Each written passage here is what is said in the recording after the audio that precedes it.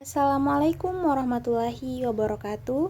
Perkenalkan, kami dari kelompok 8 yang beranggotakan 3 orang. Saya sendiri, Makfira Ilyas, rekan saya Rugawati S. dan Melisa. Di sini kami akan mempresentasikan materi kami, yaitu kecelakaan kerja akibat radiasi.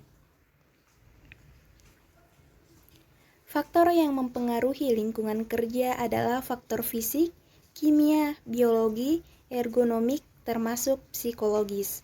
Semua faktor tersebut dapat menimbulkan gangguan terhadap suasana kerja dan berpengaruh terhadap keselamatan dan kesehatan tenaga kerja. Salah satu faktor fisik dalam lingkungan kerja adalah radiasi. Radiasi adalah pancaran energi melalui suatu materi atau ruang dalam bentuk panas, partikel atau gelombang elektromagnetik, cahaya atau foton dari sumber radiasi. Ada beberapa sumber radiasi yang kita kenal di sekitar kehidupan.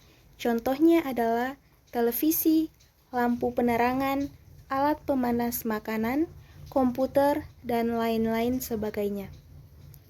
Selain benda-benda tersebut, terdapat sumber-sumber radiasi yang bersifat unsur alamiah dan berada di udara, di dalam air, atau berada di lapisan bumi. Beberapa di antaranya adalah uranium dan thorium di dalam lapisan bumi, karbon dan radon di udara, serta tritium dan deuterium yang ada di dalam air. Selanjutnya akan dilanjutkan oleh rekan saya, yaitu Rugawati. Bismillahirrahmanirrahim. Assalamualaikum warahmatullahi wabarakatuh. Langsung saja di sini saya akan menjelaskan pengaruh radiasi terhadap manusia. Ya, seperti kita tahu, sel dalam tubuh manusia terdiri dari sel genetik dan sel somatik. Sel genetik adalah sel telur pada perempuan dan sel sperma adalah pada laki-laki. Sedangkan sel somatik adalah sel-sel lainnya yang ada dalam tubuh berdasarkan jenis sel. Maka efek radiasi dibedakan atau atas sel genetik dan sel somatik. Efek genetik atau efek pewarisan adalah efek yang dirasakan oleh keturunan dari individu yang terkena paparan radiasi. Sebaliknya, efek somatik adalah efek radiasi yang dirasakan oleh individu yang terpapar radiasi. Adapun lanjutannya, waktu yang dibutuhkan sampai terlihatnya gejala efek somatik sangat bervariasi sehingga dapat dibedakan atas efek segera dan efek tertunda. Dan adapun efek segera adalah efek kerusakan yang secara klinik sudah dapat teramati pada individu dalam waktu singkat setelah terpapar radiasi, seperti epilasi, rontoknya rambut, eritema memerahnya kulit, luka bakar, dan penurunan jumlah sel darah. Kerusakan tersebut terlihat dalam waktu hari sampai minggu pasca radiasi. Sedangkan efek tertunda merupakan efek radiasi yang baru timbul setelah waktu yang lama, bulanan atau tahunan setelah terpapar radiasi, seperti katarak dan kanker. Adapun paparan radiasi dapat meningkatkan risiko kanker dan efek pewarisan secara statistik dapat dideteksi pada suatu populasi namun tidak secara serta merta terkait dengan paparan individu.